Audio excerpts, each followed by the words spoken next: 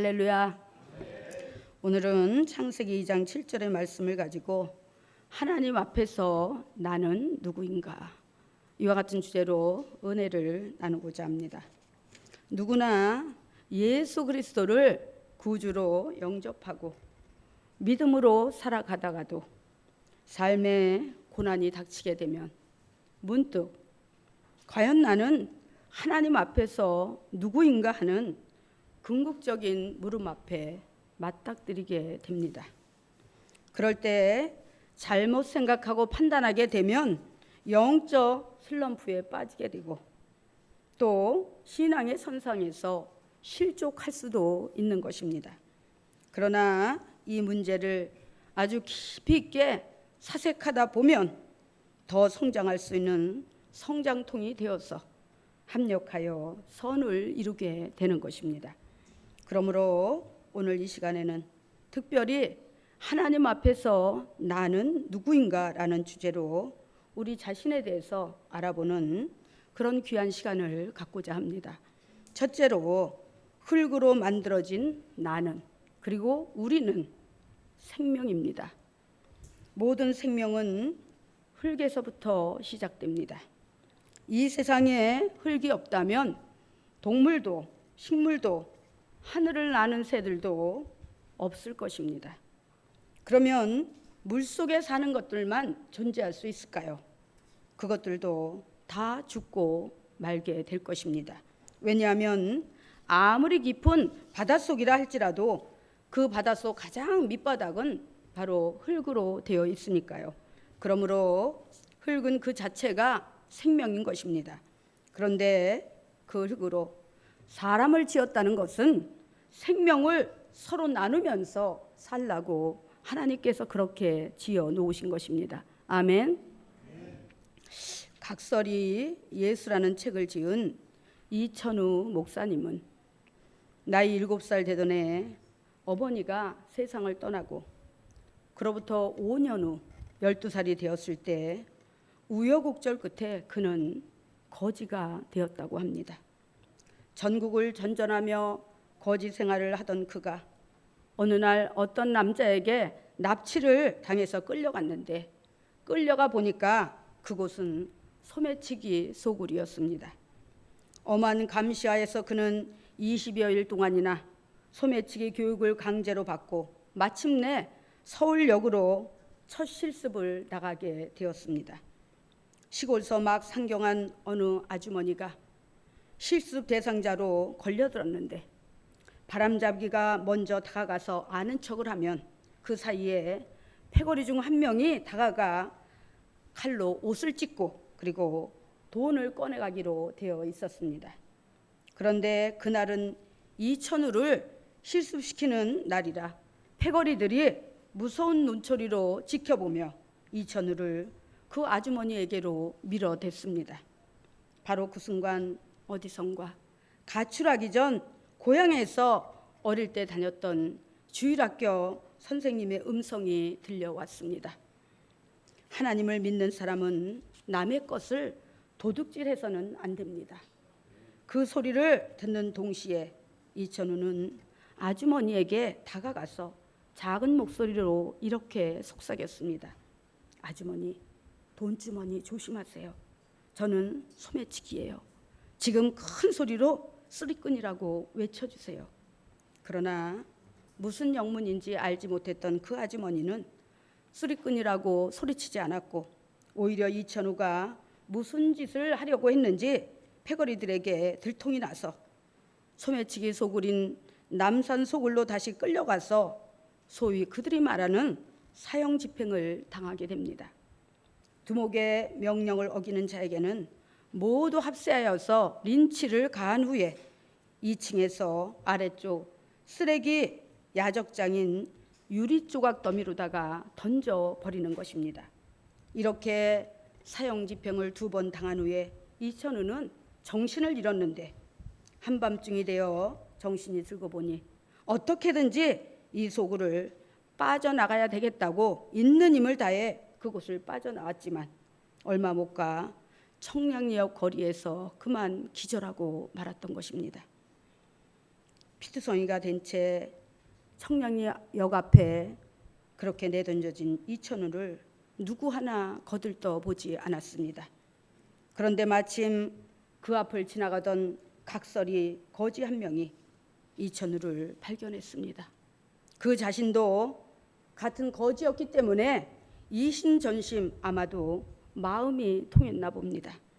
그를 지체 없이 이천우를 업어다가 자기 움막으로 데리고 가서 상처를 치료해주고 온몸에 박힌 유리 파편을 하나하나 다 뽑아주고 그리고 유리가루는 자기 혀로 핥아주며 정성껏 죽을 쑤어 먹이며 간호한 결과 마침내 이천우는 회복할 수 있었습니다. 그 순간 이천우는 생각했습니다. 만약 이 순간 예수님께서 인간의 모습으로 오신다면 예수님의 모습은 지금 눈앞에 있는 바로 각설이와 같은 모습일 거라고 그렇게 생각을 했습니다. 그 후 그는 낮에는 일하고 밤에는 공부하며 주경야독으로 학업을 마치고 신학을 해서 주의 종이 되었다고 합니다.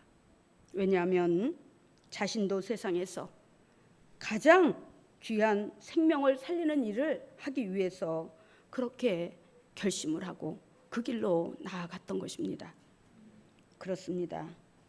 육신의 생명을 살리는 일은 참으로 중요하고 귀한 일입니다. 나아가 영혼의 생명을 살리는 일은 더욱더 중요하고 바로 귀한 일입니다.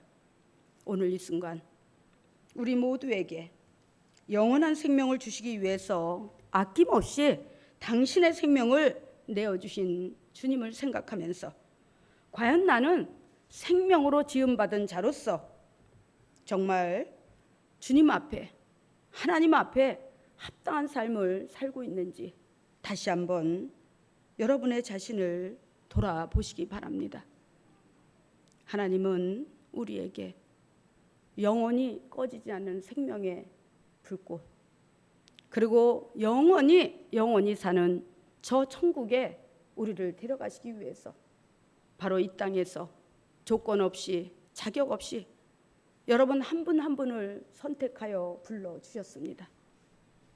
그리고 부른 그 순간부터 지금 이 순간까지 또 앞으로 주님 앞에 서는 그 순간까지도 여러분의 생명을 보호하고 여러분의 일거수일투족을 불꽃 같은 눈동자로 지켜주실 것입니다. 믿으십니까? 아멘. 그러므로 우리의 삶에 어떤 환난이나 역경이 와도 그것을 원망하고 좌절하면서 내 인생은 왜 이래? 나는 태어나지 말았어야 되나 봐. 아유, 살기 싫은 인생 그냥 죽어야지. 이런 생각을 절대 해서는 안 된다는 것입니다. 오늘 그 이천우 목사님 얘기를 제가 잠깐 여러분에게 들려드렸는데 참으로 그 어린 나이에 그 같은 환난과 고통을 겪었지만 그 초등학교 시절에 교회학교 다녔던 하나님 말씀이 생각나고 또 그 주일학교 선생님의 그 들려준 이야기가 생각이 나서 그 순간 목숨을 걸고 귀한 결단을 한 것입니다. 그래서 바로 자기의 생명을 살려준 바로 그 각설이 그지가 바로 주님의 모습이 아닐까. 주님은 그런 모습으로 우리에게 와서 우리를 도와주시고 우리를 위로하시고 우리를 인도하시는 분이 아닐까. 그런 생각을 하면서 가장 귀한 생명에 살리는 길로 결단하며 나아갔던 것입니다. 여러분도 마찬가지입니다. 우리가 믿음 생활하면서 그 결국은 곧 영혼 구원입니다. 바로 천하보다 귀한 그 영혼, 내 생명도 살리고 또 내 주변에 있는 모든 사랑하는 자들의 생명도 살릴 수 있는 그런 여러분이 되시기를 주님의 이름으로 축원합니다. 그다음에 두 번째는 흙으로 만들어진 나는 그리고 우리는 사랑입니다. 흙은 인간들이 버리는 온갖 더러운 오물들을 마다 않고 모두 다 그 품으로 품어냅니다. 만약 흙이 인간들이 버리는 쓰레기를 품어 안지 않았다면 이 지구는 거대한 쓰레기장이 되고 말았을 것입니다. 그러나 흙은 그 어느 것도 구별하지 않고 그 어느 것도 마다하지 않고 모두 수용하고 포용함으로 깨끗하게 정화시켜 줍니다. 흙은 곧 사랑이기 때문입니다. 참된 사랑은 상대를 구별하지 않습니다. 끊임없이 품고 또 품어서 정화시키고 그러면서도 흙으로서의 본질을 잃지 않고 지켜내는 것, 그것이 바로 흙입니다. 그런데 그 흙으로 사람을 만들었다는 것은 인간은 누구나 물어나고 사랑의 삶을 살아야 한다는 의미일 것입니다. 누가복음 10장에도 보면 강도 만난 이웃에 대해서 주님은 말씀합니다. 어떤 사람이 여리고로 내려가는 길에 강도를 만났습니다. 강도는 상대의 가진 것을 다 뺏기 위해서 몸을 해치고 피투성이로 만들어 버렸습니다. 이제 누군가 도와주지 않는다면 그는 꼼짝 못하고 피를 흘리며 죽어갈 것입니다. 그때 그 옆으로 제사장이 지나갑니다. 그리고 레위인도 지나갑니다. 그러나 그들은 피를 흘리며 죽어가는 사람을 거들떠도 보지 않았습니다. 그런데 말입니다. 제사장과 레위인들은 하나님을 믿는 사람들입니다. 더구나 성전에서 하나님의 사랑을 실천하라고 입버릇처럼 말하던 사람들입니다. 그런 그들이 막상 자신들 앞에 불쌍한 이웃이 강도를 만나 피를 흘리며 죽어가고 있는데 그들은 그 강도 만난 이웃을 외면했다는 것입니다. 하나님은 한 영혼이, 한 생명이 천하보다 귀하다고 말씀하십니다. 그리고 몸소 그 사랑을 실천하셨습니다. 타 종교와 기독교가 다른 점이 무엇인지 아십니까? 기독교 자체는 바로 사랑이라는 것입니다. 가끔 어느 드라마에서 어느 연기자가 자기 자신의 인생을 두고 이렇게 이야기를 합니다. 내 인생 자체가 피눈물 나는 역사야. 바로 예수님 인생 자체가 피눈물 나는 역사였다는 것입니다. 성령으로 잉태하여서 육으로 오시는 그 순간부터 그의 요람은 만왕의 왕이요 만주의 주가 되신 그 신분답게 바로 비단 금침이 아니라 초라하기 짝이 없는 바로 마구간 말구유였습니다. 유년기와 청년기를 육신의 아버지 요셉의 목수일을 도와서 육신의 동생들을 돌보고 뒷바라지 하시느라 손과 발은 이미 못이 박힐 대로 박혀서 굳어지셨습니다. 3년 반 동안의 공생의 기간에는 굶기를 밥 먹듯 하시며 복음의 사명을 감당하시다가 마침내 십자가에서 고통 속에 죽어 가셨습니다. 왜 그래야만 했을까요? 능력이 없어서? 가난해서? 무지하고 어리석어서? 아닙니다. 저와 여러분을 사랑하셔서 천하보다 귀한 그 사랑 실천하시려고 우리 모두에게 한 사람 한 사람 빼놓지 않고 그 사랑을 소유하게 하시려고 그 사랑을 누리게 하시려고 우리를 대신해서 그와 같은 고통과 질고를 담당하신 것입니다.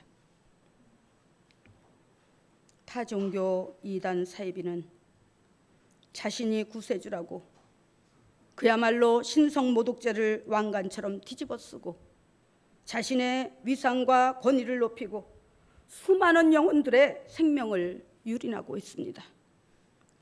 그러고도 자신의 말이나 조직의 명령에 따르지 않으면 감금시키고 때로는 죽이기도 합니다. 특히 구약에 나오는 우상국가들은 자신들이 살기 위하여 무병장수를 빌고 부귀영화를 빌면서 그 모든 것을 얻을 수 있는 수단으로 자신의 자식이나 그 밖에 관계된 사람들을 잡아다가 죽여서 우상하게 제물로 바쳤습니다. 그런데 우리 하나님께서는 당신 자신이 우리 모두를 위해 산제물이 되셔서 십자가 위에서 죽으셨습니다. 우리 모두에게 영원한 생명과 함께 이 땅에서 강건하고 형통한 삶을 살게 하시기 위해서 바로 주님은 그러한 희생을 외면하지 않으셨던 것입니다. 주님의 그 형상을 닮아 그 사랑의 속성과 인품을 닮아 흙같이 모든 것을 품어내라고 지은 것이 바로 인간입니다. 그래서 흙으로 만들어진 여러분 한 분 한 분은 사랑인 것입니다. 그런데 그런 성도가 강도 만난 이웃, 피를 흘리며 죽어가는 이웃을 모른 체하고 외면한다면 그것이 어찌 사랑이겠습니까? 그 한없는 하나님의 사랑을 받고 지음받은 어찌 하나님께 창조된 피조물이겠습니까? 오늘 이 시간 우리는 죽기까지 우리를 사랑하신 주님의 마음을 다시 한번 깊이 헤아려 보시기 바랍니다. 지난 한 주 동안 내가 하나님이 예비하신 세상 가운데서 각자의 삶을 살아가면서 나는 단 한 번이라도 사랑을 실천했는가? 기독교 자체가 사랑이고 예수님 자체가 사랑이신데 내가 그 기독교에 속하고 예수님을 구주요 메시아로 섬기면서 나는 과연 조그만 사랑이라도 한 번쯤 실천해 보았는가 다시 한번 생각해 보시기 바랍니다. 주님의 사랑을 알지도 못하는 사마리아인은 강도를 만나 피 흘리며 죽어가는 사람에게 다가가 치료를 해주고 바쁜 일정이 있음에도 불구하고 자신의 말에 태워서 주막까지 데리고 가서 치료를 부탁합니다. 그 사람은 무역을 하는 그런 사업가였습니다. 그런데 예기치 못한 그런 사건을 마주하고 더군다나 그 사람이 누구인지 어디에 사는지 아무것도 모르지만은 강도를 만나 피를 흘리며 죽어가는 그 불쌍한 사람을 외면할 수가 없었습니다. 지금 자기가 중요한 그 무역을 위해서 그 목적지를 향해 하루빨리 가야 되는데 그것보다 10배, 1000배 중요한 것이 생명을 살리는 일이기에 그는 시간을 지체하면서 강도 만난 이웃을 치료해주고 또 안정을 취해야 되기 때문에 자기 말에 태워서 주막을 향해 달려갑니다. 저만큼 주막이 보이자 거기에 그 환자를 데리고 가서 뉘어놓고 그 주막 주인에게 부탁을 합니다. 나는 불갑을 상업차 사업이 있어서 먼 길을 떠나야 되니까 이 사람을 여기 두고 갈 테니 정성껏 보살펴 주십시오. 그리고 부비가 든다면 그 돈은 제가 일을 마치고 돌아오는 길에 다 갚아드리겠습니다. 얼마나 아름답고 귀한 마음입니까? 그저 한 번 치료해주고 일시적으로 끝내는 것이 아니라 그 사람이 상처를 다 치유하고 깨끗이 회복되어져서 다시 한 생명을 가지고 세상에서 건강하고 씩씩하게 당당하게 자기의 삶을 살아갈 수 있도록 거기까지 생각하고 도와주는 것입니다. 주님은 말씀하고 있습니다. 강도 만난 진정한 이웃은 진정한 사랑을 실천한 선한 사마리아인이라고. 이 말씀은 사마리아인이라 말로 하나님께 지음받은 사랑의 사람답게 살아가고 있다는 것입니다. 흔히 이런 이야기를 합니다. 눈에서 멀면 마음에서도 멀어진다고. Out of eye, out of mind. 눈에서 멀면 마음에서도 멀어지는 것은 사실입니다. 이 말은 바로 우리가 이렇게 예배드리는 이 장소에서 말씀을 듣고 찬양을 하고 기도를 하면서는 주여 믿습니다. 아멘, 아멘. 하나님의 말씀대로 살겠습니다. 이렇게 하다가도 교회를 벗어나면 내가 언제 하나님의 은혜를 받았던가 하면서 돌변하여서 세상적으로 살아가는 사람들과 똑같다는 것입니다. 바로 오늘 그 사마리아인은 그에 대한 아무것도 모르지만 바로 한 영혼이라는, 한 생명이라는 그 자체의 가치를 두었습니다.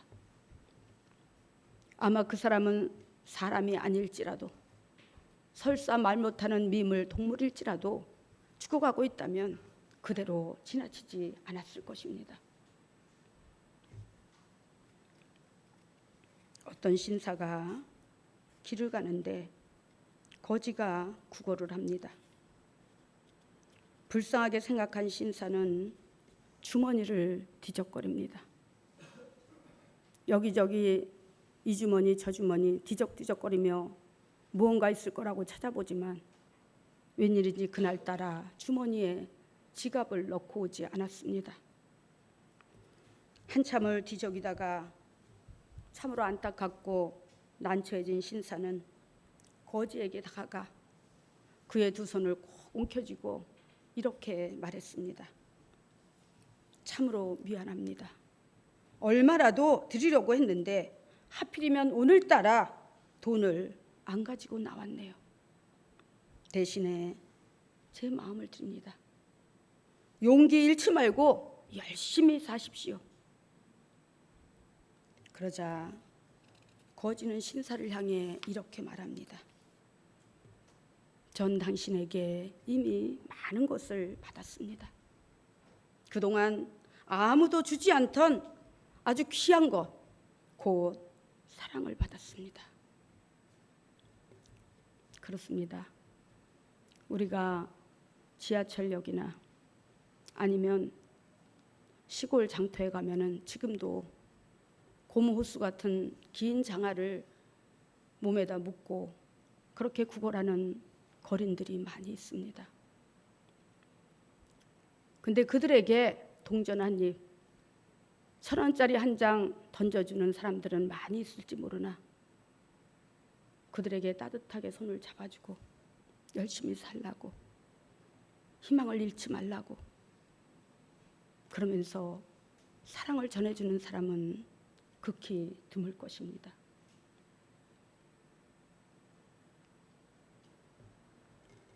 우리는 마음을 열고 하나님이 왜 우리를 흙으로 지으셨는지,